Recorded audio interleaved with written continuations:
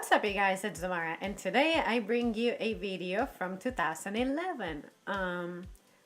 Content wise, it's from 2011, and I had my flash drive, and I decided to just go ahead and access it on the other folders beyond my art and whatever. And then I discovered a lot of assignments that I used to have back then, and I gotta give my teachers so much credit. They would give us a lot of writing assignments, and I remember them saying something about how the state was pushing them into getting us to write, which for me, I didn't have a problem with it. You guys know I was a writer, but what did bum me out is that a lot of it was typed, and I love to write via handwritten means because otherwise I just don't feel the same about it.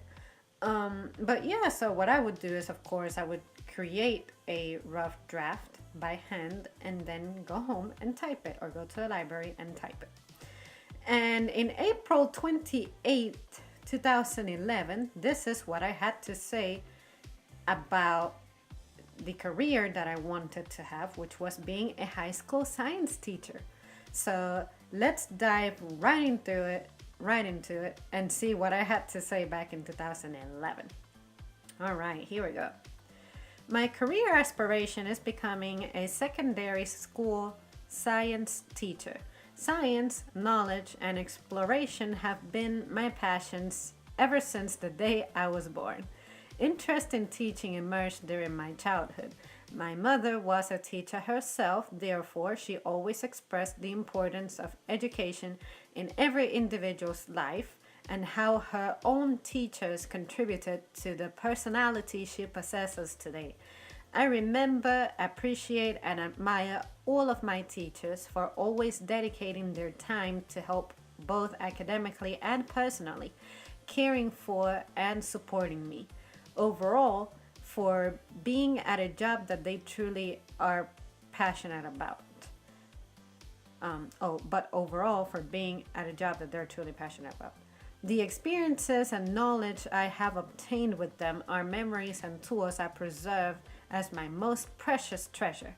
I apply all of the good stuff I learned to my life and prevent committing actions that will negatively impact the environment and society. My happiness rests where I am, learning, helping, and encouraging others. Needless to say, teaching is the most adequate career to involve myself in. Science is about gathering knowledge and nature and establishing the laws explaining all phenomena that we may encounter, including those that are not effortlessly perceivable. Teaching science enables me to recognize and analyze common misapprehensions of multiple concepts and correct the learner's erroneous beliefs. My main job is providing the data and boosting students' interest to obtain knowledge via unique, appropriate, and captivating methods.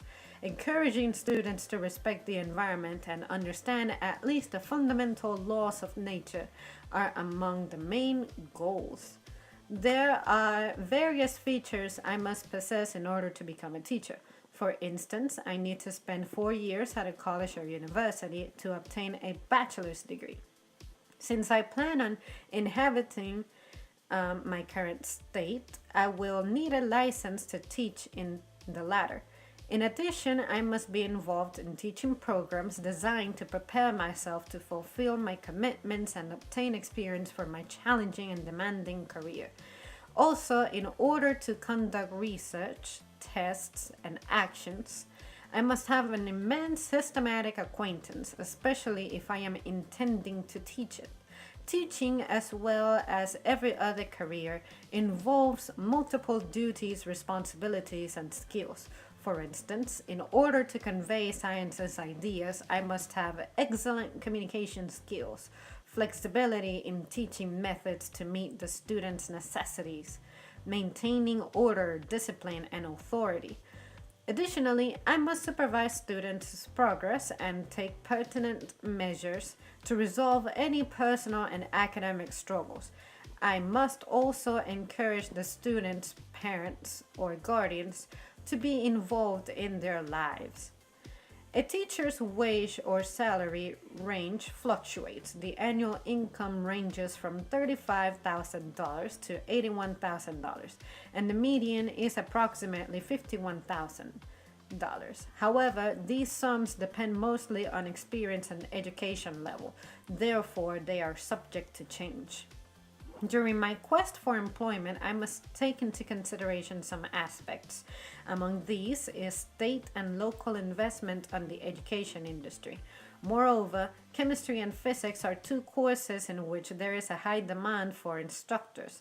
Other points to my advantage are being bilingual, which enables me to assist some students immediately with the language barrier. Similarly, I may also be able to communicate with their parents or serve as a translator. And this looks like a little bit of an unfinished paper because I don't have a concluding paragraph, which I always would. But I'm pretty sure this is the final copy that I submitted because otherwise I would have had it here. But yeah, you guys, this is my first time reading it before sharing it.